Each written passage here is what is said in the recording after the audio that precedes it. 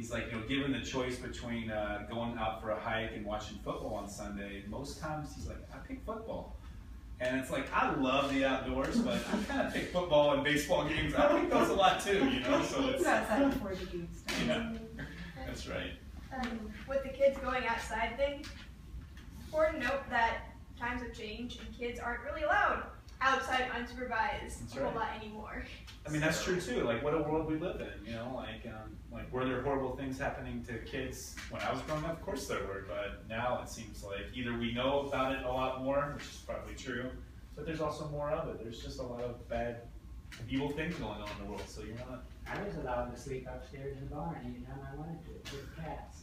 And we had no electricity on the farm until I was probably 15, 16 years old, without electricity. So how it's changed. But that's even like, okay, there's another tactic, let kids come and sleep on your property, and camp out on your property, like the way that's what I used to do all the time growing up, is go camp out, and I think too, like Bill Zales says this about people who want to hunt on his land. He's like, show me your Pheasants Forever card. Like he lets people hunt his land, but show me that you're not there just to take something off of it. Let me see that you're doing something to give it back too. I think we need to create those symbiotic relationships with one another, because I think at the heart of all this, and this is why I am personally so interested in doing this, is because this is all about relationship building, and it's selling it. We got to talk to people, and we're not gonna. These problems are not going to be solved academically, or like even though that's my background and stuff, they're not going to be solved like with my nose in a book. You got to get out and talk. You got to use that information, that knowledge, and get out and share it with people and make it relevant. Or necessarily be solved politically, unless the government will back off and not interfere as much as. Well, ultimately, too. To that end, we are the government. So if we have conscientious citizens, then maybe things are different. And that gets into all sorts of other issues. Like let's have publicly funded campaigns. Let's have term limits. Let's mandate or compulsory civil service. After 8th grade. Like brown shirts with Hitler, right? They had compulsory.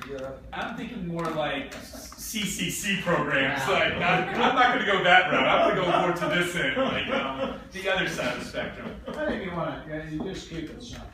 To start with, right now, where are the Loess cells? Mark your turf. In Sioux City, Iowa, believe it or not, they can own a park. Trust your buck. Okay, there are abandoned parks. Sioux City is the worst city in the world. They lease everything to somebody rather than own a park system. So there are parks that are abandoned. So when Diamonds of Champions, the last world tournament was done, they said, we want to keep the park up. I paid a park. It's your own park. Park you run. Yeah, which part? Diamonds of Champions. Is that Where the world tournament was down in the industrial action. Yeah, fast food softball. Okay, but there are other parks that I don't want to park for $1. We should talk. Well, there are other parks that have been evacuated. Right behind our Walmart store in Floyd, for example. Yeah. When Trinity Prep existed, now it's the Queen of Peace. Yeah. There's 123 acres back there, which used to be called Happy Hollow. That was a place where they had actually outdoor stations of the cross when the seminary was there. Probably one of those apartments. Pardon me? Right Behind the apartments? behind you're south, right across the street from St. Michael's. Yeah. Okay, you go down in that deal. So there's 123 acres there. So I went in and said, I'll adopt. And they said, we don't adopt anymore, but we'll sell it to you. All right, $10. All right, if somebody else thinks that you want it for $10. Now the problem is you're on a tax roll, so you better have something to do with it. Well, Queen of Peace didn't want me building apartment complexes in there, so they came in and made a deal with the city and took it over. Chris Hansen Park, there's a huge park across the street from me. It's huge. Come on there. You can go in and say, I'll adopt this park, because nobody's taking care of it. So expand that. Mark your turf, get your organization. If you show yourself to be viable, you just get right to the state and say, we're adopting this park. It's our park. Okay?